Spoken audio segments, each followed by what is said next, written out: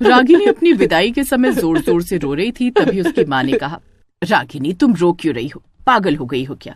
अगर शादी नहीं करनी थी तो पहले बता देती, रोने की क्या जरूरत? माँ पागल मैं नहीं, तुम हो गई हो। विदाई के वक्त तो हर लड़की रोती है ना, वरना लोग मुझे पागल कहने लगेंगे। तभी उसके पति रौनक ने उससे कहा, रागिनी अपनी मुंडी पीछे करो जरा, 2 कदम के बाद ही सामने तुम्हारी ससुराल है, घर से निकलते ही तुम्हारी ससुराल है, तब रोने की क्या जरूरत? अरे जब मन करे फुदक के मायके, जब मन करे तब फुदक के फिर से ससुराल। अरे हाँ, ये तो मैंने सोचा ही नहीं, रोना कैंसिल। देखा माँ, लव मैरिज करने का नतीजा। मैंने अपने मकान के सामने वाले घर के लौंडे को ही पटा लिया था ताकि मेरी शादी इस मोहल्ले से कहीं दूर ना हो जाए। ये तुम कैसी बातें कर रही हो? सब लोग सुन रहे हैं, क्या सोचेंगे हमारे बारे में? खैर, रानी अपने ससुराल आ गई। दोनों के घर बिल्कुल आमने सामने थे। ससुराल की बालकनी और मायके की बालकनी बिल्कुल आमने सामने थी। ससुराल पहुंचते ही अचानक भयंकर तूफान और लगातार बर्फबारी शुरू हो गई, जो रुकने का नाम ही नहीं ले रही थी। सुहागरात के समय रागिनी ने रौनक से कहा, रौनक मैं अपनी फेवरेट मैक्सी तो लाई ही नहीं, मैं उसे ही पहनकर सो पाती हूँ, वरना मुझे नींद नहीं आती। हाँ तो ठीक है, कल अपनी माँ से मैक्सी ले आना। कौन सा तुम्हारा मायका यहाँ से 100 प्रकाश वर्ष दूर है? नहीं, मुझे अभी वो मैक्सी पहननी है। अरे सुहागरात में मैक्सी पहनने की क्या जरूरत है? और वैसे भी बाहर इतनी तेज बर्फबारी पड़ रही है कि कोई बाहर जा ही नहीं सकता। चलो बालकनी से माँ को आवाज देते, वो मेरी मैक्सी फेंक देगी। रागिनी जबरदस्ती अपने पति का हाथ पकड़कर उसे बालकनी ले आई और अपनी माँ को आवाज देने लगी, माँ, अरे माँ सो गई क्या? लगता है माँ बहुत गहरी नींद में सो गई हैं, कुछ और करना पड़ेगा इन्हें जगाने के लिए। रागिनी तुरंत अपने किचन में गई और एक बड़ा सा चम्मच लेकर आई। उसने वहाँ से चम्मच फेंककर अपने मायके में मारा, जिससे मायके की खिड़की का कांच टूटने की आवाज सुनकर उसकी माँ भी बालकनी में आ गई। किस बदतमीज ने मेरा कांच तोड़ा? अरे माँ मैं हूँ, मैं, इधर देखो सामने। माँ मैं अपनी फेवरेट ब्लैक कलर की मैक्सी वहीं भूल गई हूँ, जरा बालकनी में फेंक दीजिए। रौनक अपनी बीवी को समझाता क्यों नहीं? इतनी तेज बर्फबारी हो रही है, मैक्सी तो रास्ते में भीग जाएगी। अरे सासू माँ अपनी बीवी को आज तक बड़े से बड़ा राजा नहीं समझा पाया। मैं कौन हूँ समझाने वाला? अब मैं आपको ही समझा देता हूँ। सासू माँ मैक्सी किसी पॉलिथीन के अंदर रखकर इधर फेंक दीजिए। हाँ ये सही रहेगा, मैं अभी लेकर आती हूँ। रागिनी की माँ अंदर गई, अलमारी से ब्लैक कलर की मैक्सी निकाली, फिर एक पॉलिथीन के अंदर पैक किया और दोबारा बालकनी में आ गई। उसने जैसे ही वो पॉलिथीन ससुराल वाली बालकनी में फेंकी, वैसे ही तूफान की वजह से वो पॉलिथीन बालकनी तक पहुंची ही नहीं, बल्कि वो उड़कर सड़क पर गिर गई। रौनक तुम्हारा तरीका तो फेल हो गया, अब क्या करें? अब तो मुझे रात भर नींद भी नहीं आएगी बिना उस मैक्सी के। रागिनी आज हमारी सुहागरात है और सुहागरात में सोने की क्या जरूरत? जब बारिश बंद होगी तो तुम्हारी माँ मैक्सी उठा लेंगी, फिर कल दिन में हम उनसे ले लेंगे। हाँ इसके अलावा और किया भी क्या जा सकता है? चलो बेडरूम में चलते हैं। रागिनी और रौनक फिर से बेडरूम में चले गए। रागिनी की माँ वहीं बालकनी में खड़ी रह गई। ये लड़की एक नंबर की पागल है, मैक्सी छोड़कर अंदर चली गई। कल फिर मुझसे जिद करेगी, मुझे ये मैक्सी उठानी पड़ेगी। उसी वक्त रागिनी की माँ नीचे आई। उन्होंने एक बड़ी सी लकड़ी के डंडे से वो पॉलिथीन घर के अंदर खींच ली। अगली सुबह रागिनी की माँ बालकनी में खड़ी होकर अपनी बेटी को आवाज देने लगी। अभी तक बर्फबारी बंद नहीं हुई थी। रागिनी और रौनक बाहर आए। रागिनी तू तो अपनी मैक्सी सड़क पर छोड़कर ही अंदर चली गई थी। मैंने कितनी मुश्किल से मैक्सी डंडे के सहारे उठाई थी। अब तू ही बता कि मैं तुझे मैक्सी कैसे दूं? अगर मैं फेंकती हूँ तो फिर से उड़कर ना जाने कहाँ चली जाएगी। अब सासू माँ कल जो मैंने तरीका बताया था वो काम नहीं किया। आज एक दूसरा तरीका बताता हूँ। मैं एक लंबी रस्सी फेंकता हूँ, वो मैक्सी आप किसी बड़े बैग के अंदर रखकर रस्सी में बांध देना, फिर हम दोनों इधर खींच लेंगे। हाँ ये वाला तरीका पक्का काम कर जाएगा। जाओ जल्दी से रस्सी लेकर आओ, यहाँ खड़ी क्यों हो? रौनक ने एक नजर अपनी बीवी को देखा और फिर अंदर जाकर एक बड़ी सी रस्सी ले आया। उसने वो रस्सी सामने मायके वाली बालकनी पर फेंक दी। उस रस्सी में रागिनी की माँ ने मैक्सी से भरा हुआ बैग बांध दिया, जिसे धीरे धीरे करके रौनक ने अपनी तरफ खींच लिया। फाइनली वो मैक्सी रागिनी के पास पहुंच गई। हाँ चलो, कम से कम आज तो मैं दिल खोलकर सो पाऊंगी। ऐसे ही वक्त बीतता जा रहा था, लेकिन बर्फबारी बंद होने का नाम ही नहीं ले रही थी। बालकनी में खड़ी होकर कभी रागिनी अपनी माँ से बातें किया करती थी, तो कभी रागिनी की सास अपनी समधन से गप्पे मारा करती थी। एक रोज रागिनी की सास रागिनी की माँ से बालकनी में खड़े होकर बर्फबारी में ही बातें कर रही थी। समधन जी, आज तुम्हारे दामाद का जन्मदिन है, रात को पार्टी में आपको आना ही होगा। समधन जी, बारिश की वजह से कुछ सुनाई नहीं दे रहा, जरा तेज बोलिए। समधन जी, आज रौनक का जन्मदिन है, रात को पार्टी में आपको आना ही होगा। अगर बर्फबारी बंद हो जाएगी तो मैं जरूर आऊंगी। समधन जी, बिना आपके मैं अपने बेटे का जन्मदिन कैसे मना सकती हूँ? आपको किसी न किसी कीमत पर आना ही पड़ेगा। हम सब साथ में मिलकर रौनक का बर्थडे सेलिब्रेट करेंगे। इतना बोलकर रागिनी की सास अंदर आ गई। अंदर रौनक और रागिनी मिलकर घर को डेकोरेट कर रहे थे। रागिनी की सास ने गुस्से में कहा, रागिनी, तू रौनक का बर्थडे मनाने के लिए इतनी मेहनत कर रही है, लेकिन अगर समधन जी नहीं आई तो कोई पार्टी आज रात नहीं होगी। सासू माँ भला क्यों नहीं आएंगी? वो जरूर आएंगी, वो सामने ही तो रहती हैं। मैं अभी तेरी माँ से ही बातें कर रही थी बालकनी में खड़ी होकर। बाहर इतनी जोर की बर्फबारी हो रही है कि वो जैसे ही बाहर निकलेंगी बर्फ के बड़े बड़े टुकड़े उनकी खोपड़ी पर गिरेंगे। अब कैसे आएंगी वो?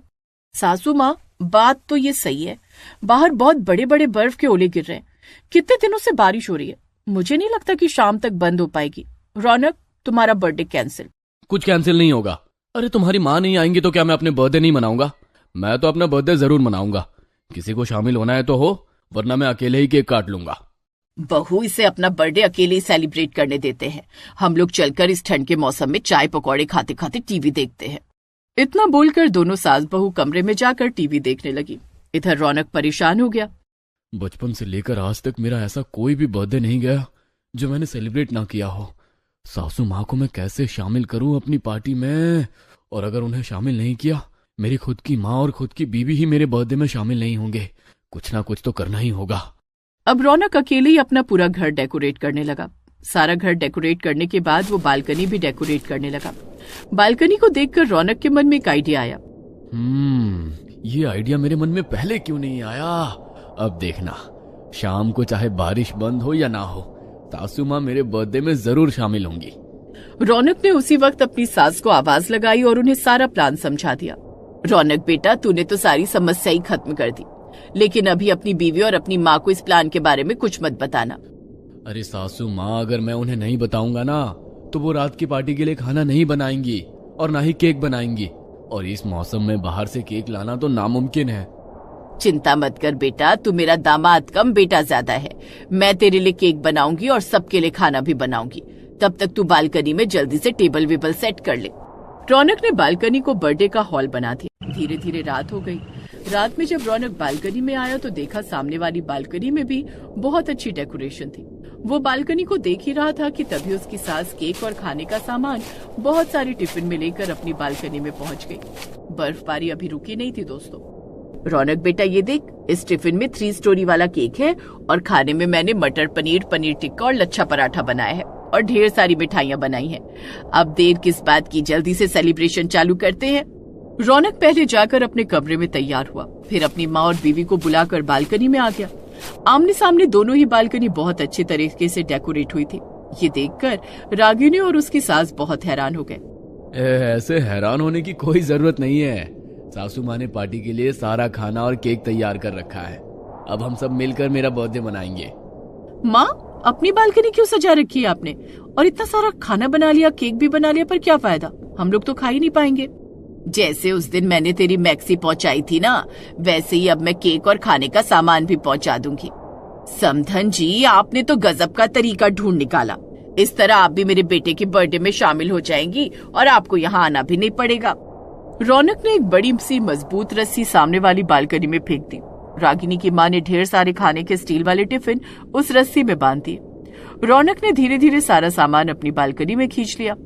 अब आप रहने दीजिए, आप लोगों ने खुद ही सारा प्लान बना लिया, हमें तो बताया ही नहीं, वरना मैं ही खाना बना देती। कम से कम अब सर्व तो करने दीजिए। रागिनी ने सारा खाना और केक टिफिन से निकाल कर टेबल पर रखा। रौनक ने केक काटा। केक काटने के बाद रौनक ने ढेर सारा केक और खाना रस्सी में बांधकर सामने वाली बालकनी में पहुंचा दिया और बाद में डांस भी किया।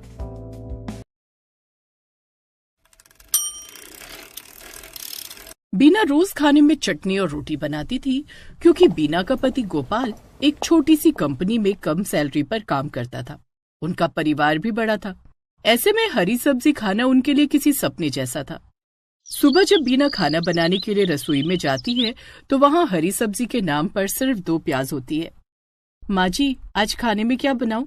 हरी सब्जी में क्या है, सिर्फ 2 प्याज हैं, तो प्याज के पराठे बना दे। ठीक है माँ जी। बीना 2 प्याज को बारीक काट कर थोड़ा थोड़ा प्याज भर कर पराठे बना देती है। पूरा परिवार जब खाना खाने के लिए बैठता है तो बीना सबको प्याज के पराठे लाकर देती है। माँ, तुमने कल रात भी प्याज के पराठे बनाए थे, आज तो कोई सब्जी बना देती। पिंकी बेटी, घर में सब्जी के नाम पर सिर्फ प्याज ही थी, वो भी आज खत्म हो गई। अब रात को सिर्फ सूखी रोटी मिलेगी। भाभी, परसों भैया हरी सब्जी लेकर आए थे, वो कहाँ गई?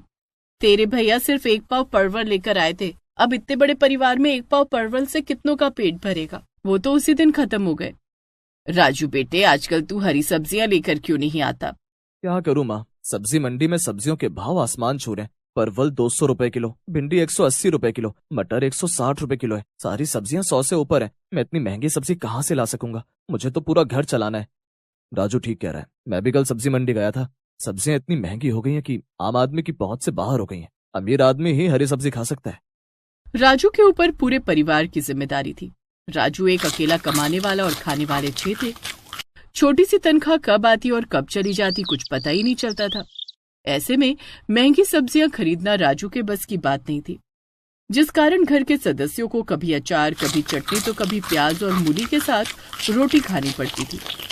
राजू को भी लंच में नमक के साथ रोटी मिलती थी, जिसे वो अपने दोस्तों से छिपा कर खाया करता। क्या बात है राजू, आज खाना नहीं खाना है क्या? लंच का वक्त हो गया है। तुम लोग खा लो, मेरा काम अभी खत्म नहीं हुआ, मैं थोड़ी देर में खा लूंगा। क्यों, आज भाभी जी ने खाना नहीं दिया क्या?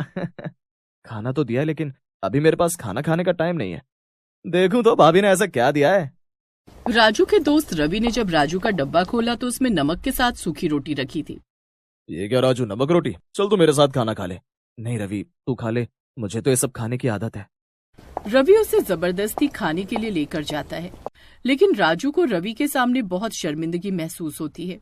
घर आकर वो बीना को सारी बात बताता है। आप चिंता मत कीजिए, हमारे दिन भी बदलेंगे, हम भी रोज हरी सब्जी खाएंगे। उस रात जब बीना खाना बनाने के लिए रसोई में जाती है, आज खाने में क्या बनाऊं, प्याज भी खत्म हो गए। तभी इंदु वहां आती है। भाभी ये लो, मैं धनिया के पत्ते लाई हूँ। अरे ये तुझे कहाँ से मिले? राम प्रकाश चाचा के खेत से तोड़कर लाई हूँ, सबकी नजर बचा के। चल आज खाने में धनिया की चटनी और रोटी बना देती हूँ। बीना खाने में सबके लिए धनिया की चटनी और रोटी बना देती है। रात को जब सब खाना खाने बैठते हैं, तब बीना सबकी थाली में हरी चटनी और रोटी परोसती है। ले देकर प्याज का सहारा था, वो भी खत्म हो गया। आज तो चटनी बन गई, अब कल ना जाने क्या बनेगा। तुम चिंता मत करो माँ, रात होने दो, जब सारे लोग सो जाएंगे तो मैं राम प्रकाश चाचा के खेत से थोड़ी सब्जियां तोड़ लाऊंगी। लेकिन इंदु, ये तो चोरी है, अगर चाचा ने देख लिया तो बात बिगड़ जाएगी। अरे भैया, आप निश्चिंत रहो, कोई मुझे नहीं देख पाएगा। उस रात जब सभी लोग सो जाते हैं, तब इंदु चुपके से राम प्रकाश चाचा के खेत में जाती है और एक फूल गोभी तोड़ कर ले आती है। इंदु वो फूल गोभी रसोई में रख कर सो जाती है।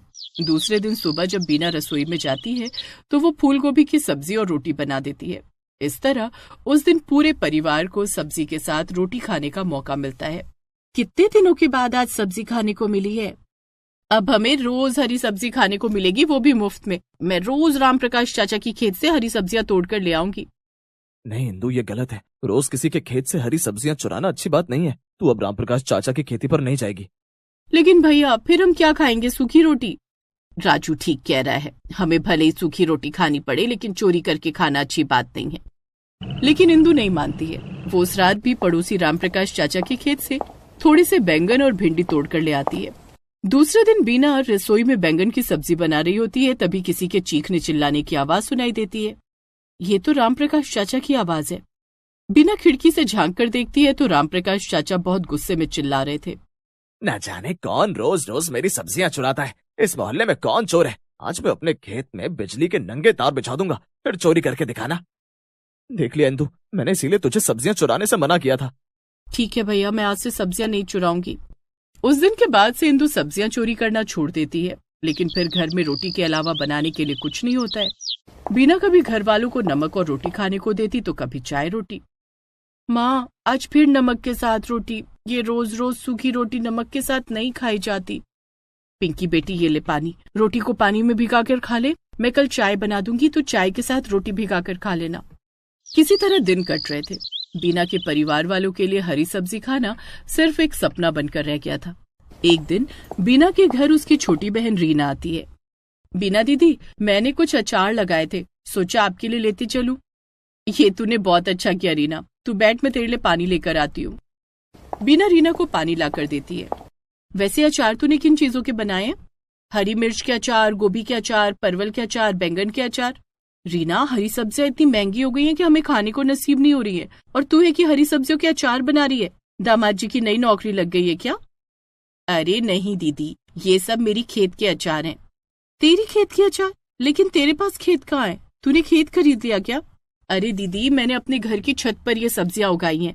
घर की छत पर? हाँ, घर की छत पर मिट्टी डालकर खेत बना दिया और उस पर सब्जियां लगा दी। अच्छा, ये तो तूने बहुत अच्छी बात बताई रीना। हाँ दीदी, तुम भी अपने घर की छत पर सब्जियां उगा सकती हो। रीना के चले जाने के बाद बीना सोचती है कि क्यों ना वो भी अपने घर की छत पर सब्जियां उगाए। भले ही छत छोटी है, लेकिन थोड़ी बहुत सब्जियां तो उगी जाएंगी। बीना उसी दिन नदी के किनारे जाती है और बहुत सारी मिट्टी लेकर आती है। बहू, तो इस मिट्टी का क्या करेगी? माँ जी, मैं इस मिट्टी को छत पर डालूंगी और इन पर सब्जियों की खेती करूंगी। छत पर सब्जियों की खेती? हाँ माँ जी, मैं कुछ हरी सब्जियों के बीज भी लाई हूँ। दूसरे दिन सुबह बीना छत पर मिट्टी बिछाती है और उस पर हरी सब्जियों के बीज लगा देती है। उस दिन बीना बहुत खुश थी।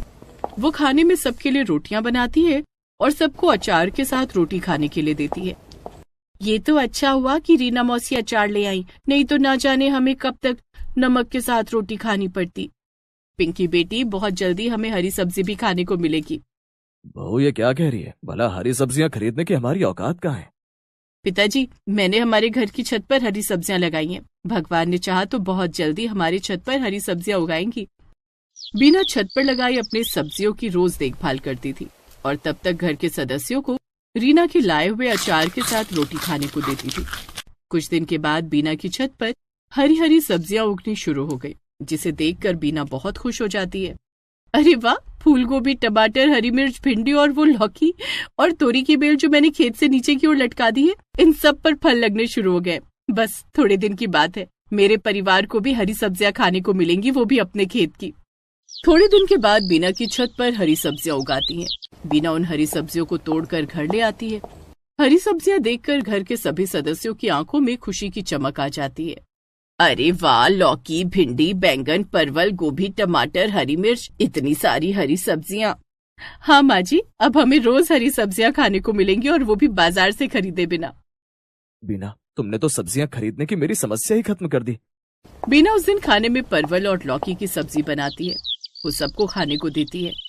आज कितने दिनों के बाद हरी सब्जी खाने को मिली है। मैं तो हरी सब्जी का स्वाद ही भूल गया था। बहू, तू सचमुच में लक्ष्मी है। भाभी, सब्जी बहुत ही टेस्टी बनी है, मजा आ गया। जब सभी लोग खाना खा लेते हैं और राजू ऑफिस जाने लगता है तो बीना उससे कहती है, खाने का डब्बा लेते जाइए, इसमें परवल की सब्जी और रोटी है, दिन में खा लीजिएगा और अपने दोस्तों को भी खिलाइएगा।